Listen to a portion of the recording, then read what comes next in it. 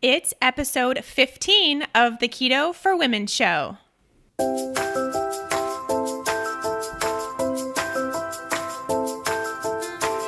You're listening to the Keto for Women show, and I'm your host and nutritionist, Shawn Miner. This show is designed to empower women to find their own expression of the keto diet to maximize their health and happiness.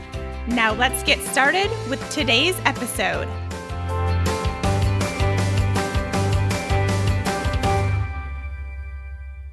Hey friends, welcome back to another episode of Keto for Women. Super excited to be here with you all. As always, we have a packed show today with all listener questions. You know, it's my favorite time. I love answering your questions. I just could do it all day long, which I guess I do. It's my job.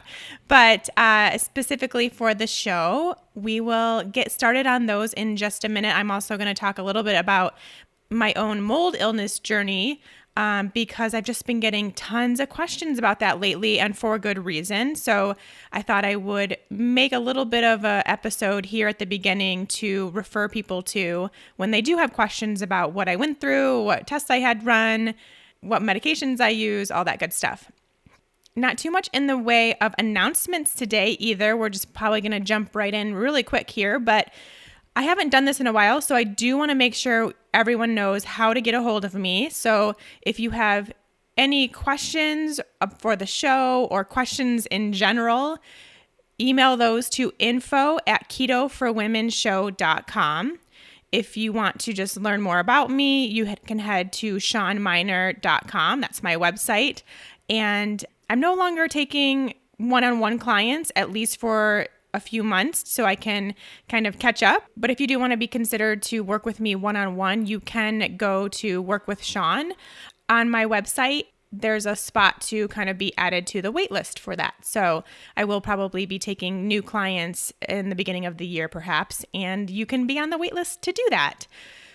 If you want to just connect with me in a more fun setting, I highly recommend over on Instagram following me there at Shawn Miner Health, and you can tune in to my Instagram stories. That's where I pretty much just hang out all day, just chatting with myself, but really my friends over on the other side of the phone.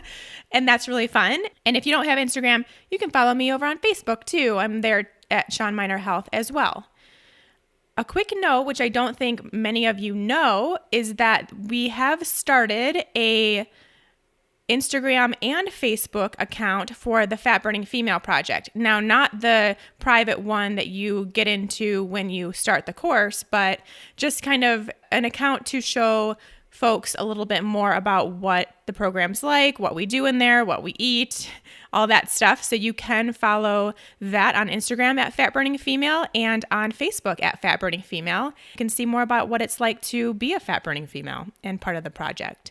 If you haven't already and you are enjoying the show, I would absolutely love a review over on iTunes. It really does mean a lot. I read every single one, and it really keeps me going. It keeps my passion and enthusiasm for this podcast alive, and I want to keep doing this forever. So I just would love it if you could let me know what you think, what you're loving about the shows. Just let me know over there on iTunes. Just go to leave a review, pick a little star rating, and then add a sentence or two in the comment, and you're done. It takes like a minute. So that would be awesome. If you haven't done that already, I would super appreciate that.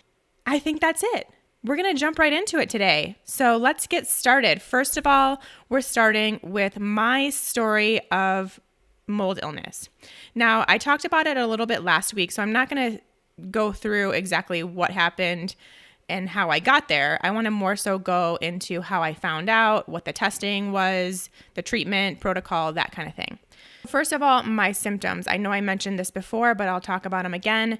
My symptoms were mainly intense fatigue, intense brain fog, memory issues, word recollection issues, not being able to hold a conversation with more than one person, just being so tired, not having the energy or ability to do much of anything physical or even sometimes just to get through the day. I know there were a lot of times I would wake up, I would eat breakfast, I would do a little bit of work, and I would have to go back to bed because I was so tired. Sleep was an issue, so a lot of sleep disruption. and joint pain, specifically in the morning, right when I got out of bed. And I just knew I was too young to be experiencing that, especially in my feet, knees, and wrists. Those are my biggest complaints. And really the biggest thing that got me motivated to figure out what was going on and just to really understand that there was something beyond my control was with my weight. So my weight changed dramatically over the course of probably about 5 or 6 months. I think I gained about 35 pounds in 5 months. So it was really fast. It was for no reason. I was eating the same exact way. I was still working out almost as hard. I had definitely taken it down a notch or two and was giving myself more days off, but I was still working out, still being active. At the time, I was a personal trainer, so I was still, lifting weights and things for my clients and having just an active job. And it just didn't matter. I was definitely gaining weight at a very serious clip that I knew had nothing to do with what I was doing lifestyle-wise. That's what led me to start digging. And I went to one naturopath. We did a bunch of tests. Unfortunately, she wasn't as educated in the specific protocol that I needed. So while I got some answers there, I didn't get all of the answers that I needed to actually get healed and get better. So it did take a little bit longer than I wanted to because I was kind of going through a protocol that wasn't necessarily the one that I should have been doing. And then finally, I just kind of got fed up with that. And I realized through a friend of mine actually that lives here in Boulder and who is going through the same thing, that we had a doctor here in the area, a naturopath also, that was versed in this specific protocol that I knew I needed to be doing. So let me back up and tell you about the tests I had done and the protocol. So the testing that you are doing, if you are finding out if mold is an issue for you, is extremely specific and not something that 99% of traditional medicine doctors or primary care physicians are going to recognize or know what to do with. They are extremely specific to this particular protocol, this particular illness. Now, it's biotoxin illness, and underneath the umbrella of biotoxin illness, there is illness from mold. There is illness from Lyme disease, so from a Lyme-carrying tick.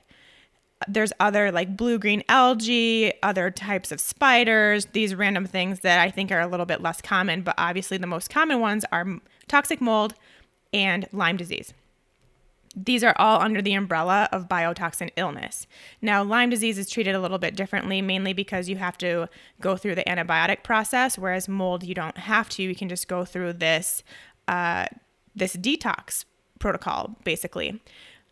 But in order to do that, you first have to know that this is something you're dealing with. Now, like I've mentioned before, it is a genetic predisposition also, because there are 75% of the population that can be around mold, in mold, living in mold, touching mold, whatever, and they do have the ability to process that out and to detox that. So you get away from the mold and you're good. You just takes a little bit probably to detox. Maybe you feel a little crappy in the meantime, but then you bounce back.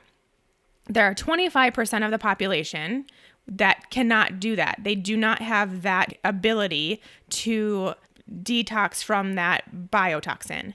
And so their body doesn't really know what to do with this. And it inflames, obviously, to help take care of this toxin that has now been built up and they can't get rid of.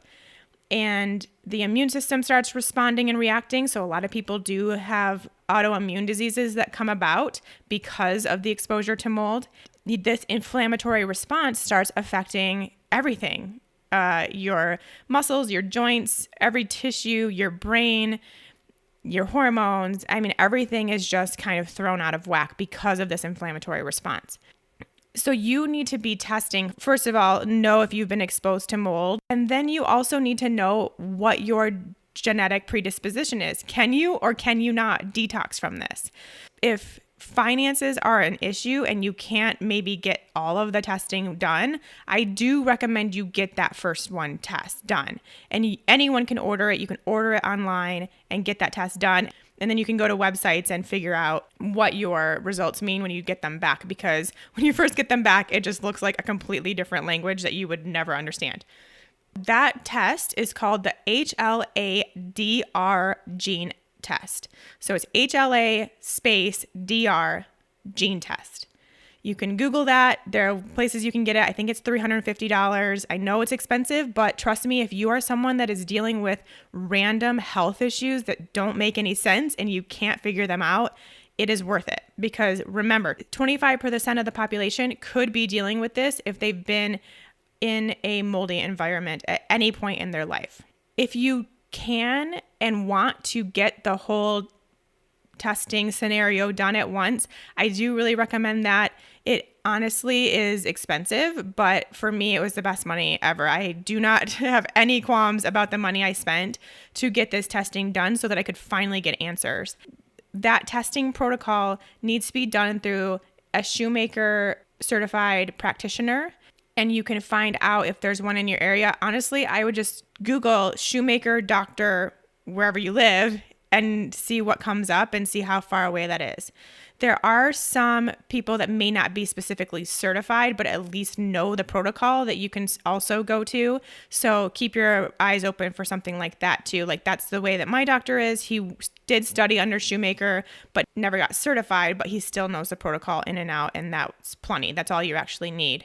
Now, the reason you need to go to these specific doctors is because there is one doctor, one actual MD that was able to determine that this chronic inflammatory response syndrome, which is kind of the overarching health issue that happens because of these biotoxin illnesses. Remember that inflammation I was talking about.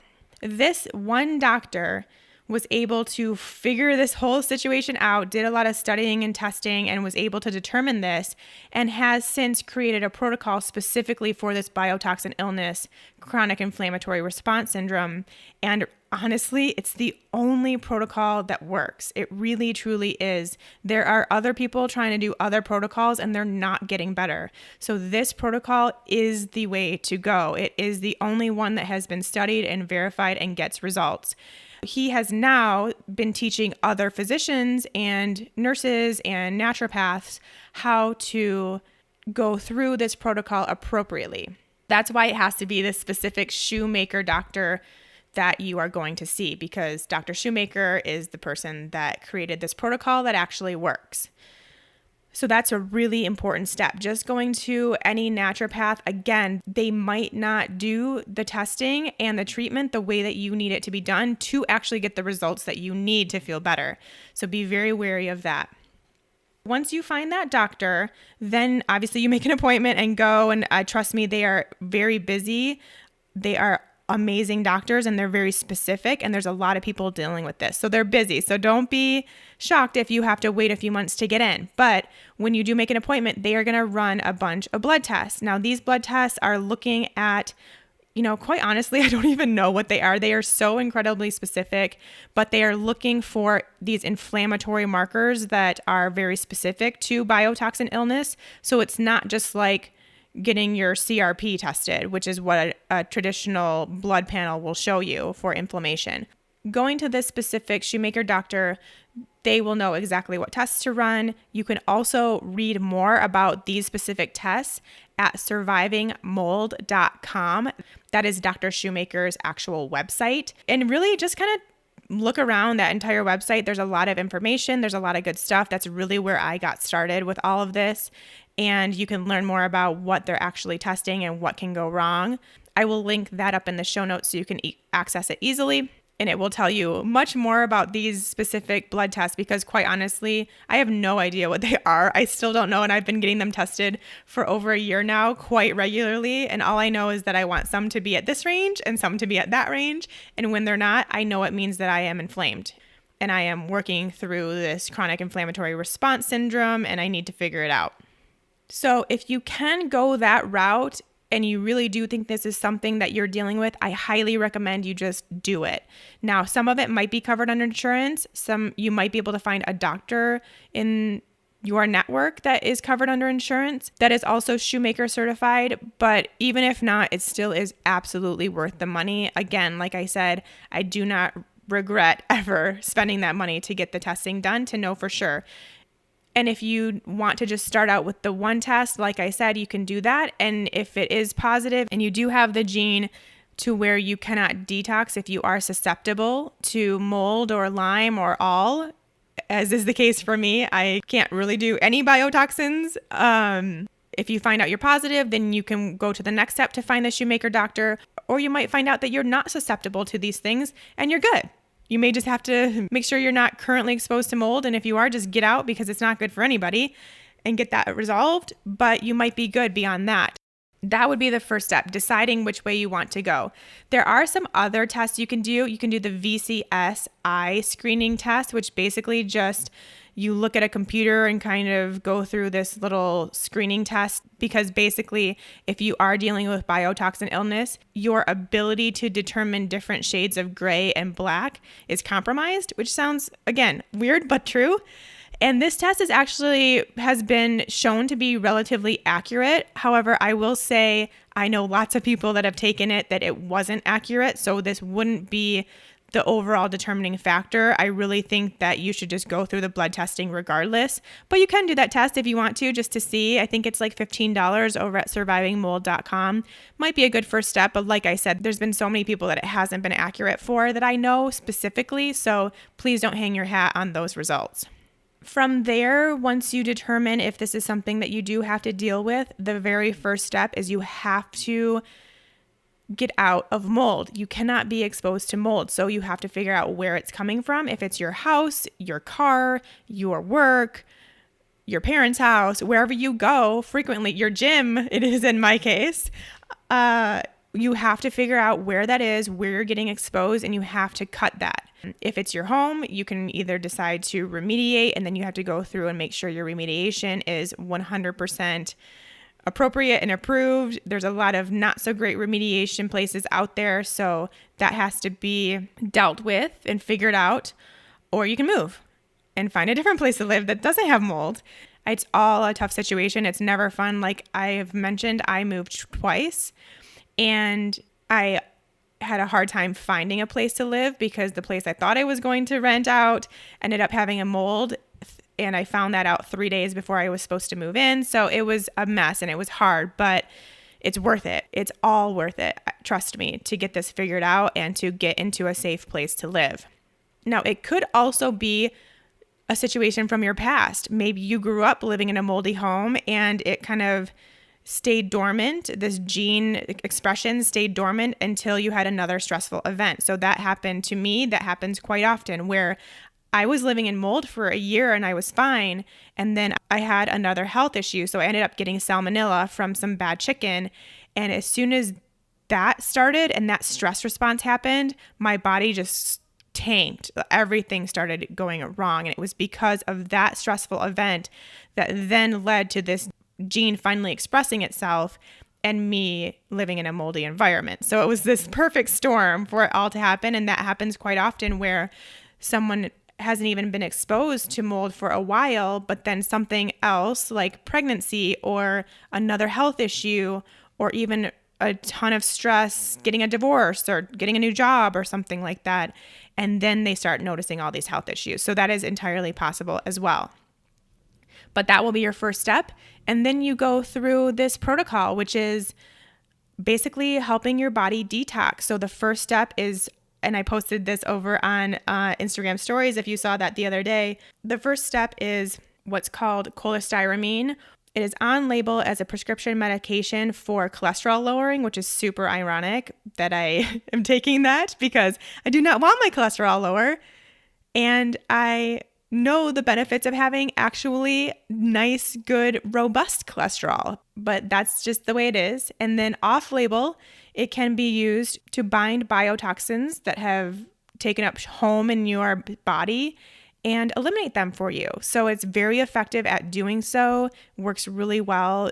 So you go through that. And then once you have specific markers that have lowered to a good enough point, you can kind of make your way off of that medication and make your way onto another medication. Super hard to explain. All I know is that it works. It really starts turning everything on again, getting you back to feeling normal again. And it also kind of turns that gene expression off. So it kind of downplays your genes that have now gone a little bit crazy.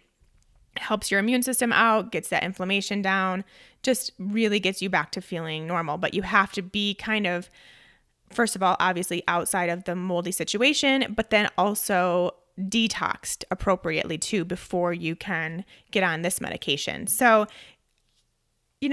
people go through this protocol for years. For me, it was almost exactly a year, and then I started feeling normal again. But then, like you all heard last week, I am back on part of the protocol again because I had a gym environment that was not doing me any favors. And so it's just honestly kind of going to be something that will always need to be monitored if you are someone with this genetic tendency that has expressed itself. I know that was a really long explanation, but it's important because this is something that a lot of people are dealing with that don't know it yet. There are people just not getting answers, not understanding why they're sick, getting more and more autoimmune diseases, getting diagnosed with chronic fatigue and fibromyalgia and arthritis and depression and anxiety and getting diagnosed with more and more things, but not really understanding why all of this is happening to their bodies. And it all comes back to this one thing, this chronic inflammatory response syndrome. And if you go to these websites, you will see all the ways it can look and express itself in people's bodies as other diseases when it's actually just one and it's symptoms of one.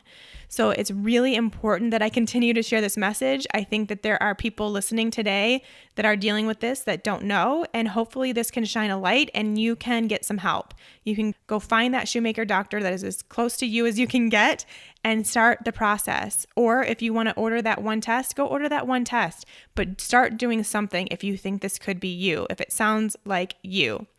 And at minimum, I think if everyone goes to these websites and just checks it out, whether it's you or maybe it's someone you know, maybe it's your parents or your friend or your husband or wife, just whoever it is, maybe you can start explaining the situation to these people too. You might know someone that's dealing with this as well. So everyone goes to survivingmold.com, like I mentioned. And then the other great one is called biotoxinjourney.com. Both great sites. I will link to both of them in the show notes for easy access.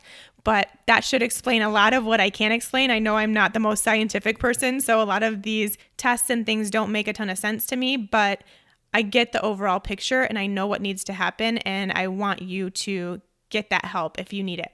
If you want to know more about my particular story, I have written a couple times on my blog, several posts as I was kind of going through it on my progress. You can go to SeanMiner.com and just search mold, and all of those will pull up, and you can start reading about my actual journey in case it does sound like similar to your story. Okay, let's move on to some listener questions today. I love it. Okay, we're getting started with Anita. She says, "Hi, Sean. I just wanted to say your podcasts have really helped me out, and I'm looking forward to taking your Fat Burning Female Project course starting in November. I was just listening to your latest episode and I learned so much. I have a ton of questions, but I know I will get them answered as I go on. But my burning question is, I am in menopause. The only side effects I ever suffered with was the moodiness, the bloating, and the non-ability to lose weight. But now I know it was because my body needed healing in a big way, and I feel I am in the middle of the healing process. Weight is moving, and I feel so much better while following this way of life. The one thing that is getting me is my hot flashes. I never had them before, and now that I am in nutritional ketosis, it's almost a daily thing. Is this normal? Does this mean my hormones are reacting to ketosis? Is that a good thing? I want to say I'm burning ketones, and the only way I will ever know is if I have blood drawn, but I have not gone to my healthcare provider to be tested. Thanks, Sean. Love your show." This is a great question. I get this question a lot, especially for women in Fat Burning Female. This is kind of one of the aspects of transition that can happen if you are in the 50 or over age range, let's say. There's a few things. First of all, for Anita, it doesn't sound like she's currently testing her ketones, so I'm not confident that she is in nutritional ketosis. I think she thinks she is, but we would need to confirm that for sure by doing a blood test. I recommend just getting a ketone meter and testing your blood, so you don't have to go to the doctor to do that. You can do it any day that you want. That would be the best way to go. But if you're not in ketosis and you're just kind of in this, what I call low carb purgatory, then that could be a stressor on your body. And that's why you're getting hot flashes. You're kind of up-regulating your stress response, and part of that is going to show up as hot flashes when you are someone 50 or over. If you are in ketosis, this is actually, in a weird way, kind of a good thing and pretty much always does regulate after a few months. If you have gotten into ketosis and you had previous hormonal imbalances, and this goes for everyone, no matter what age you are and no matter what side effects you experience because of your hormonal imbalances, but let's say it's cramps. You may experience heavier cramps for the first month or two, and then it really does regulate itself. So in Anita's case, these hot flashes, they are going to regulate and be much more tolerable, if not totally gone, in another month or two once you fully get into a ketogenic state, producing the right amount of ketones for you.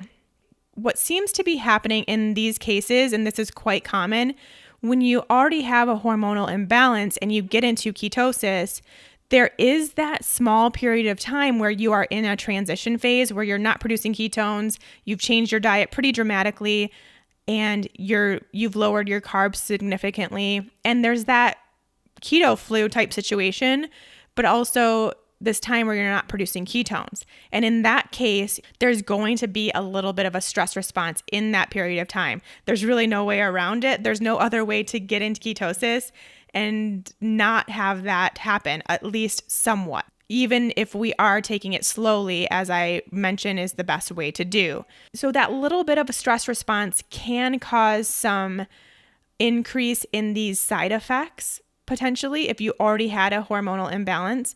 But like I said, they will even themselves out.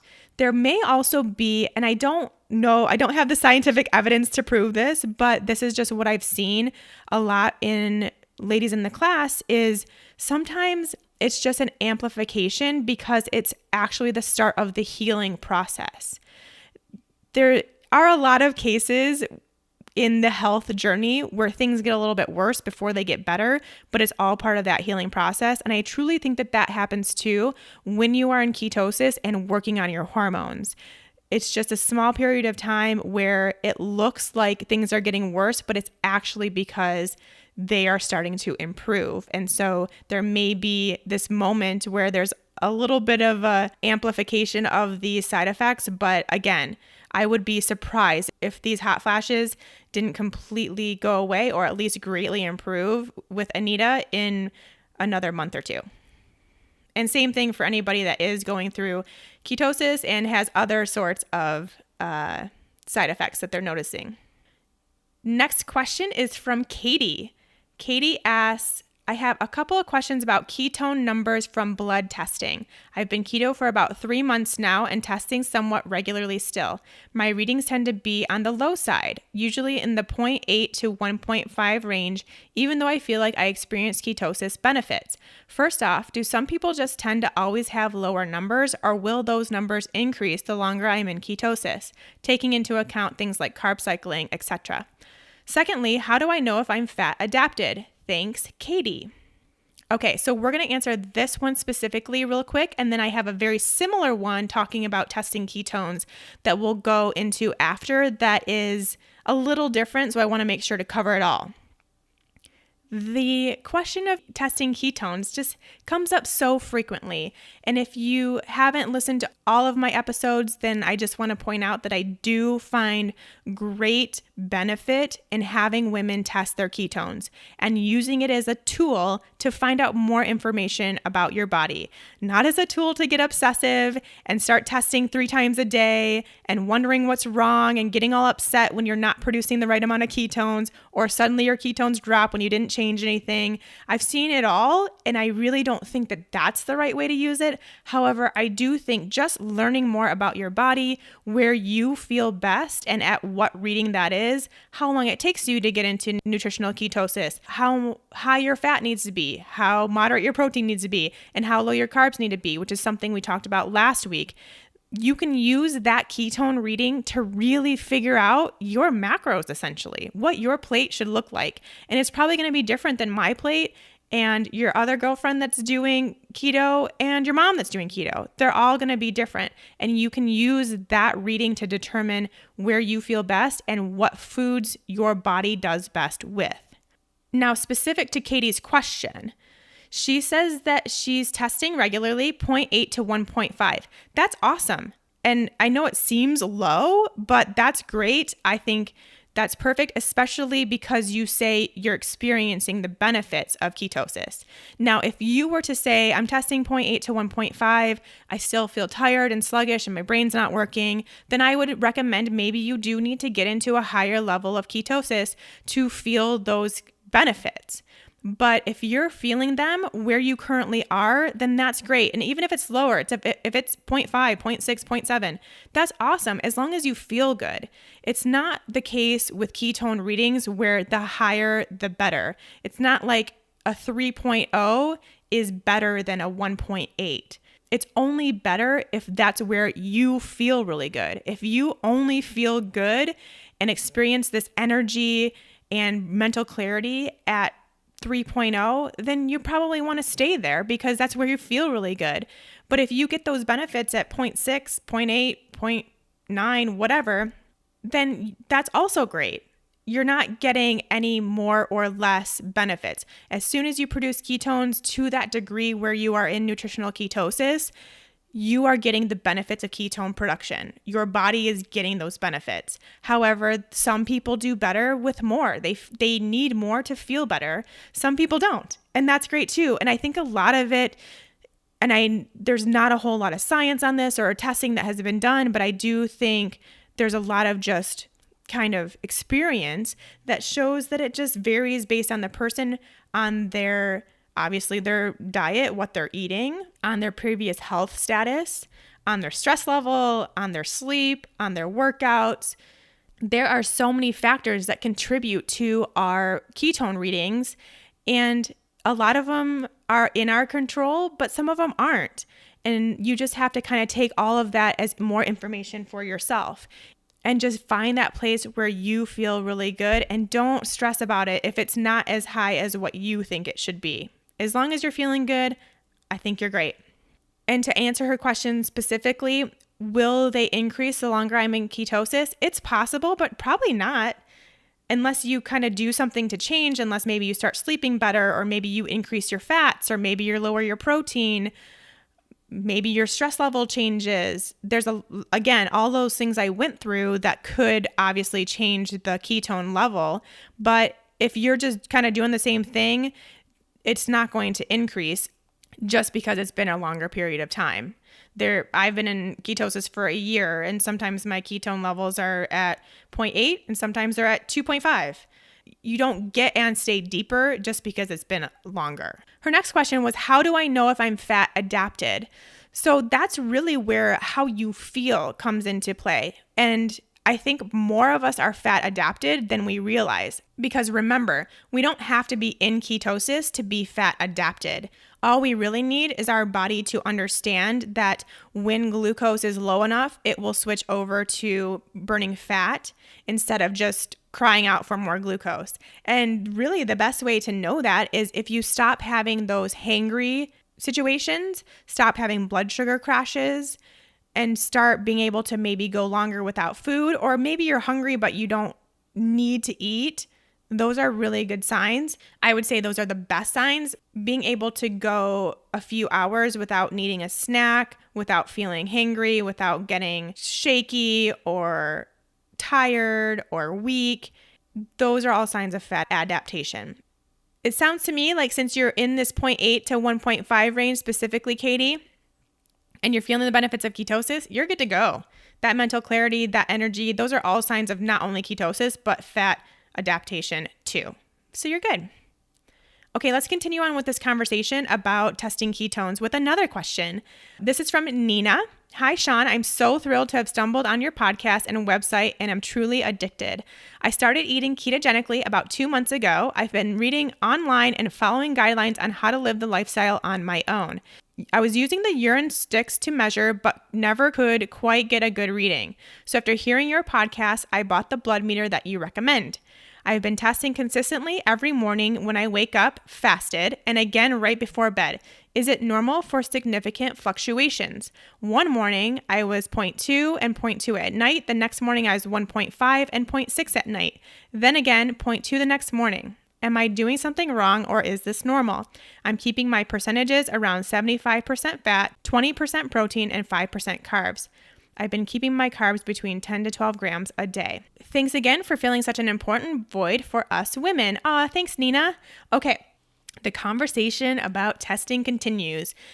Love the fact that Nina took my advice and switched out from using the urine sticks to the blood testing. That is such a great idea. I really do think that is necessary. If anyone else wants to do that, please, please do. You will get such better information, again, about your body and what it's doing in ketosis and how it feels. You really do need to do the blood test. It is totally worth the investment.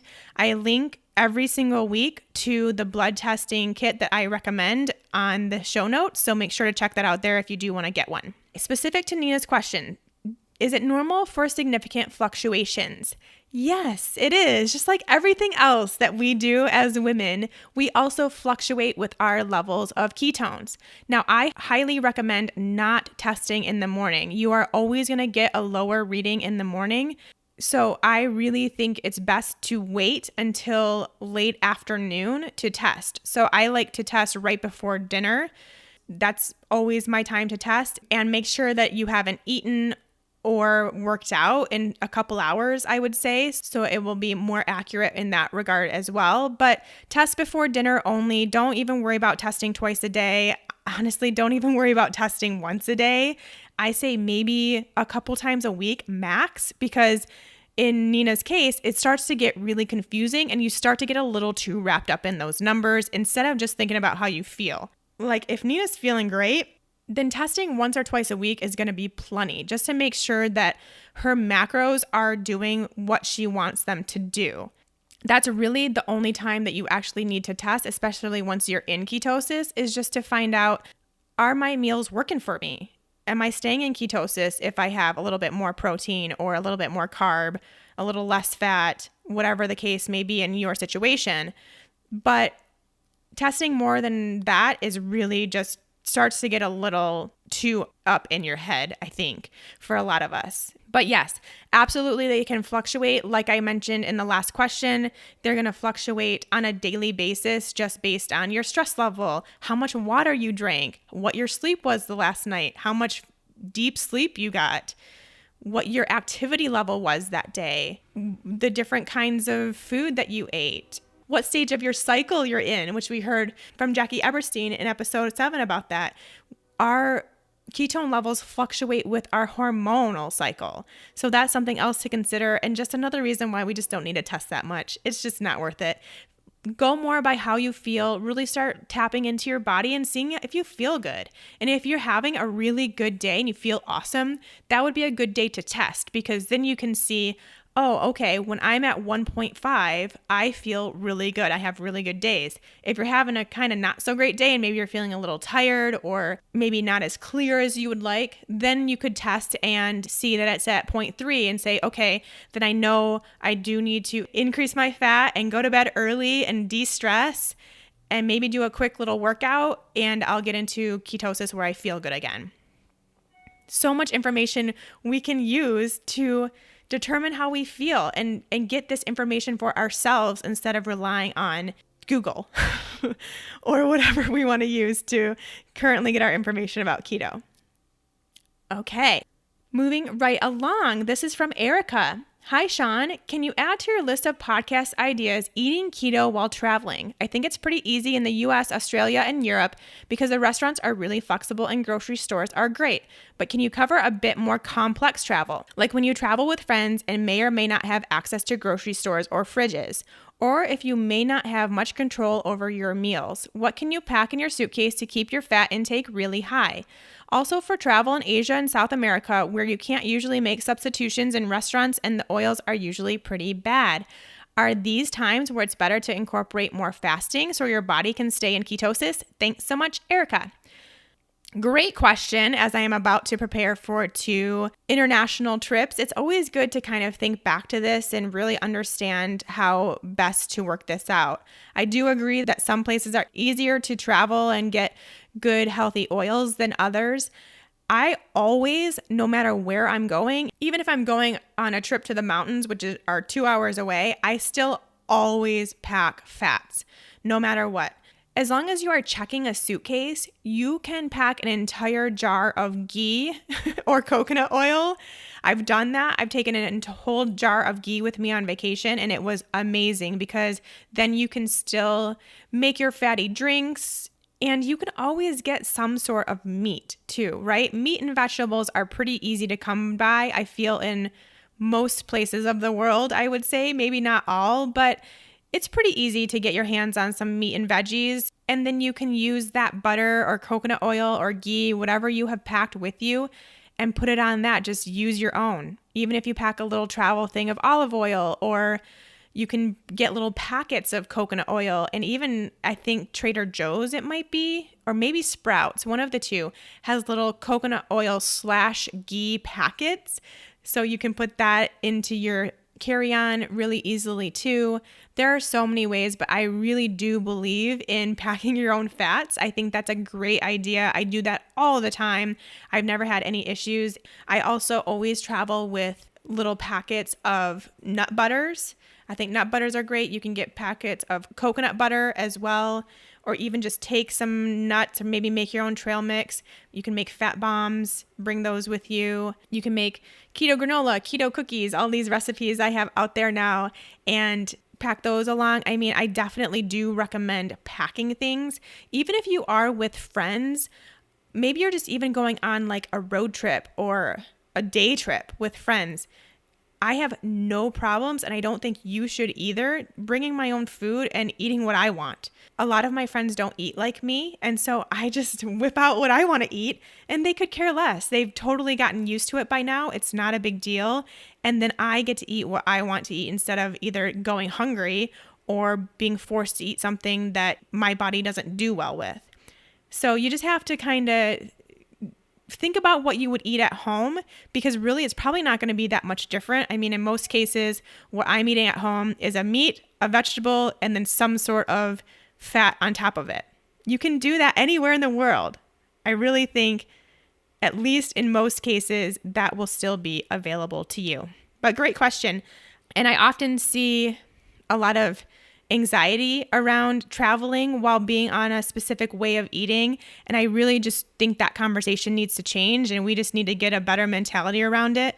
And it makes all the difference in the world. You can eat whatever you want, wherever in the world you want. Just bring it along with you. Leave some extra space in your suitcase to pack food. I always do that. And then you will feel a lot better too, because a lot of times on vacation, we just use that as an excuse to completely go off the rails. And you don't want to feel terrible on vacation. Don't you want to feel the best that you can while being able to experience another part of the country or world? Then just sticking with the food that you know feels best in your body for the most part, with occasional, of course, like treats or drinks or whatever you want to do because it's vacation. But for the most part, you probably want to stay as close to what you're doing at home as you can so that you feel good. And I think that's really important, and it makes it so that it's totally doable if you just bring the things along with you. Okay, next one is from Jade. Sean, I was introduced to your podcast by Jimmy Moore and just love it. I just recently started trying to follow a keto diet. I'm not sure I'm in ketosis. Actually, I suspect I'm not. I'm 36 and a mom of 2. I still breastfeed my youngest twice a day. Like you, I remember dieting all my life. My weight went up and down, and I was always binging and then following a diet to lose the weight I had gained. I'm trying to break that and want to be healthy and happy for my kids. To top things off, I've struggled with a low-grade depression for as long as I remember. Recently, my doctor wanted to put me on an antidepressant, but I declined as I would like to see if healing my gut and following a ketogenic diet will make a difference. Yay, that's awesome. I know I won't feel the true benefits unless I'm in ketosis. I am hungry all the time. I've been trying to keep my macros at 75-25 for the most part, and have been tracking on MyFitnessPal, mostly just to get a sense of how many carbs I'm consuming, as I know they add up. My carbs come mainly from heavy cream, lots of nut butter, veggies, and then sometimes from protein powder, sausages, or pepperettes. I don't eat any grains or fruit since I started keto and I'm trying hard to get into ketosis. I find it nearly impossible to stick to 20 grams of carbs per day as so many keto materials recommend. Oh, we talked about that last week. I also find it really difficult to know how much protein I should be eating. I'm trying to eat when I'm hungry, which is pretty much all the time. So on average, I'm eating well over 2,000 calories a day, which I know is not what we are measuring. And within that, usually around 90 to 100 grams protein, 30 to 50 grams carb, and 200 to 250 grams fat. I also exercise and follow the Beachbody exercise program Body Beast, which is heavy lifting. I have ordered a blood testing meter for ketones. Can you give me any insight or help? I'm really wanting to make these changes but feel lost. Sincerely, Jade. Love all of Jade's information. I think that that's all really important. This is a pretty common question, which is basically just like, in short, I'm doing everything right. Why am I not getting into ketosis? And I think we need to just kind of go over why that could happen. We really don't know if Jade is in ketosis or not because she's not testing. And you can still be in ketosis and be hungry. If you have any sort of hormonal dysregulation as it relates to your metabolism and your hunger cues, those are the leptin and ghrelin hormones. If any of those have been imbalanced, which is quite common in all of us, especially if we have a history of dieting and under eating, there's a good chance that those hormones are going to be off, which means your hunger and satiety cues are going to be off. If you are constantly hungry, that could mean a low level of leptin, which is kind of your hormone that cues satiety and, okay, I'm done eating, I'm good to go. That could be a low level, or it could also be leptin resistance, which I talked about a few episodes ago. The best way to combat that and to get these hormones back in check is to eat. That's the great thing. You can eat and you will feel these start to slowly regulate themselves and switch over to where you have these normal cues. If you're hungry, that means you need to eat. Now, I would really focus on going for 3 nice, really good sized meals per day. And then you can also snack it between if you need to as well. But a lot of times when we really just have these large meals, these really well-balanced, ketogenic, lots of food, lots of nutrients meals, you will start noticing those hunger signals changing. So instead of worrying about whether you're in ketosis or not, or wondering what you're doing wrong because you're not in ketosis, you don't even have that information yet, Jade. So I would recommend instead just focusing on really getting those hormonal signals back in check. So eat at these 3 meals a day. Tinker around with when you're eating and what's on your plate. Maybe you need more vegetables to kind of also bulk up the meal as well. It sounds like your macronutrients they seem to be okay, but every person is different, like I talk about in pretty much every episode. So this 75-25 that you're doing as far as macronutrient ratios may not be what you need. You may need more fat. You may need less protein. You may need more carbs. There's a lot of different ways this could go, especially as it relates to hunger. Sometimes people just need to add a little bit more carb and they're not as hungry. This could be by way of vegetables, maybe even a starchier vegetable like a squash every once in a while, maybe some berries, something like that, and you might see that hunger subside. And if it is truly because you're not in ketosis, then I would rather look at other things like you're still breastfeeding. That could be a reason why. How's your sleep? How's your stress? Those are things that I would want to look at more specifically to see why you're not getting into ketosis.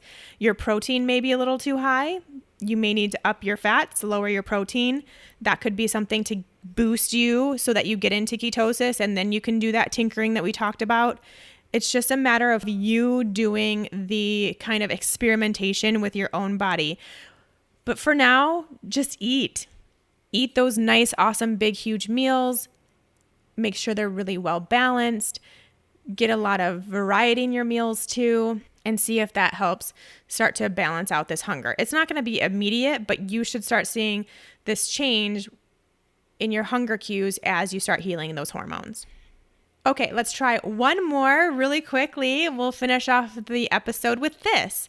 This is from Ted, and he is asking for his wife. And I actually, surprisingly, have learned that there are a lot of men who are listening to this podcast with their wives or their girlfriends or their daughters or sisters. So, hey, men. Happy to have you here on Keto for Women. But this one comes from Ted. I'm trying to encourage my wife to follow your podcast as well as other media. I have definitely learned a lot from your podcast.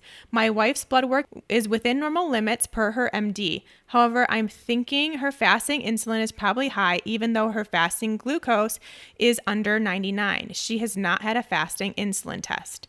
She's 5'7", 240 pounds with high blood pressure. I guess my question is related to her insulin and glucose levels. I was thinking she is insulin resistant and her glucose levels would be elevated. I'm just trying to understand the relationship between obesity, high blood pressure, and normal blood glucose levels. Thanks for all you do, Ted. So to answer his question before we get into some other things, obesity, high blood pressure, and normal blood glucose levels, they do absolutely have a relationship, of course. However, when we're talking high blood pressure, we're more so looking at cardiovascular risk and other issues related to that system. Whereas when we're looking at glucose levels, we're talking blood sugar issues and diseases related to that. So quite often one person will have all three, especially if they are dealing with obesity, but it's not this absolute always thing. So let's talk about more specifically what you had going on in this question, which was you're suspecting insulin resistance.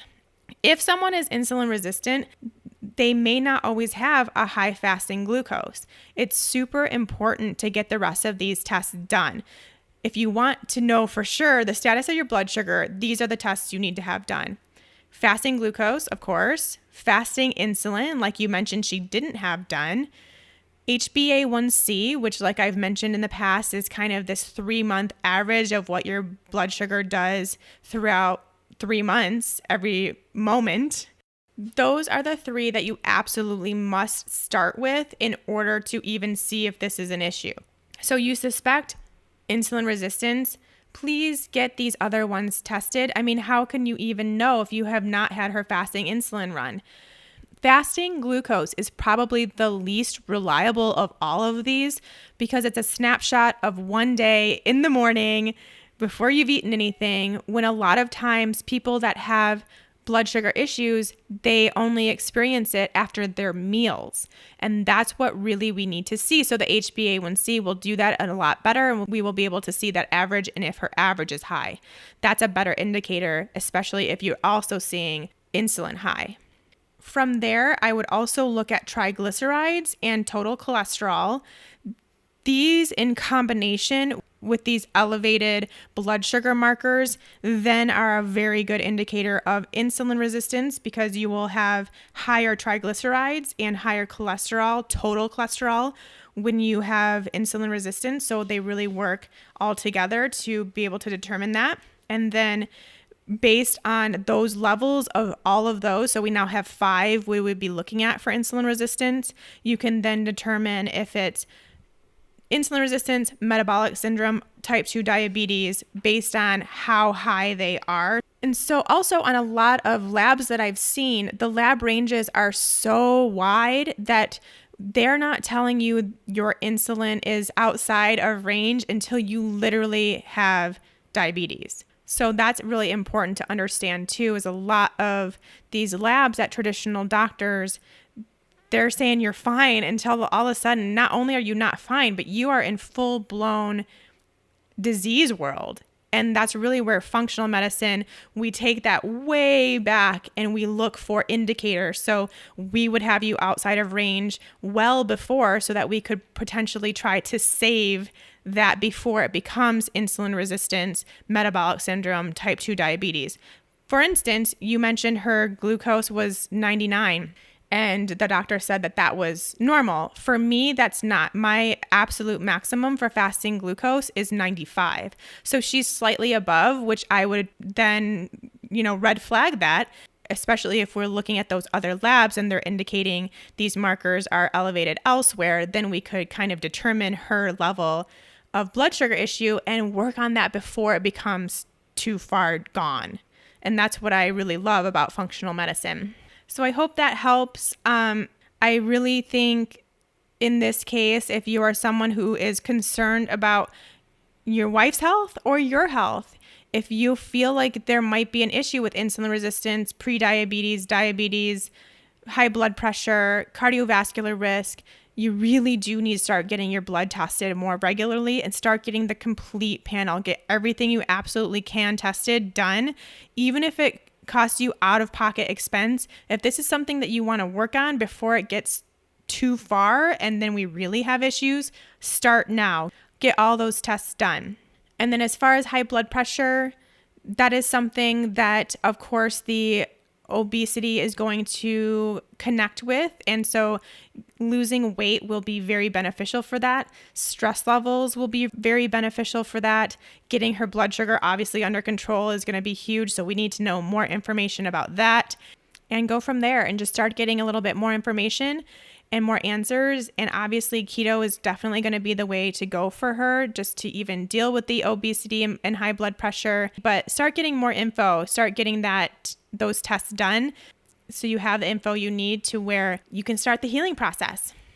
But thanks, Ted, for listening and getting your wife involved too.